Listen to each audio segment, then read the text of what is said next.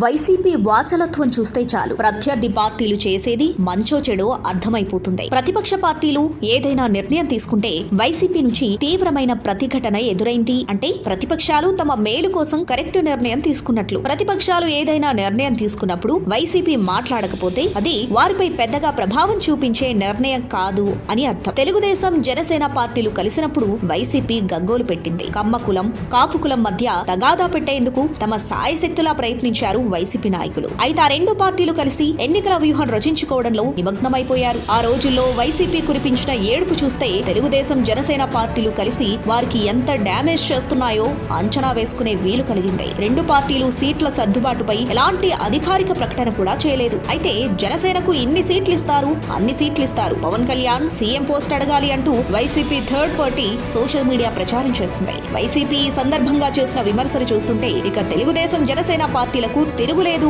అన్న చందంగా కనిపించింది. వైసీపీకి ఎంత డ్యామేజ్ అయిందో కూడా అర్థమైంది. వైసీపీ తిడితే ప్రతిపక్షాలు తాము తీసుకునే నిర్ణయాలను విరమించుకుంటాయి అనుకోవడం వైసీపీ పెద్దల అమాయకత్వమని ఇప్పటికే చాలా సార్లు రుజువైనా కూడా వారు అదే అమాయకత్వంలో పనిచేస్తూ ఉంటారు. తాజాగా ఎన్నికల వ్యూహకర్త ప్రశాంత్ కిషోర్ తెలుగుదేశం పార్టీ అధినేత ఎన్ చంద్రబాబు నాయుడుతో కలవడంతో వైసీపీకి చుక్కలు కనిపించాయి. దాంతో ప్రశాంత్ కిషోర్ ను బీహార్ దొంగ అంటూ విమర్శలు ప్రారంభించారు. తమకు పని చేస్తే మహానుభావుడు, అదే వేరే వారి దగ్గర చేరితే మాత్రం దొంగనా అన్నట్లుగా ఉంటుంది వైసీపీతో వ్యవహారం. ప్రశాంత్ కిషోర్ ను వాళ్ళు తిడుతున్న తీరు చూస్తే వీరికి అదొక్కటి తప్ప మంచి మానం మర్యాద ఉండదా అని వైసీపీ వాళ్లే ఆశ్చర్యపోవాల్సిన పరిస్థితి. ప్రశాంత్ కిషోర్ చంద్రబాబును కలిసేందుకు వచ్చారని తెలియగానే వైసీపీ సోషల్ మీడియా బీహారీ దొంగ అని ఆయనను సంబోధించడం ప్రారంభించింది. ఒక రోజు తర్వాత బూతు పాస్టర్లను రంగంలోకి దించారు. కొడాలి నాని, పేర్ని నాని, రోజా వంటి వాళ్లను ప్రయోగించారు. ప్రశాంత్ కిషోర్ ను అడ్డగోలుగా తిట్టడం ప్రారంభించారు. నిన్నటిదాకా మీతోనే కలిసి పనిచేశాడు కదా అయ్యా, అలా ఎలా తిడతారు, కాస్తంతైనా మర్యాద కాపాడుకోరా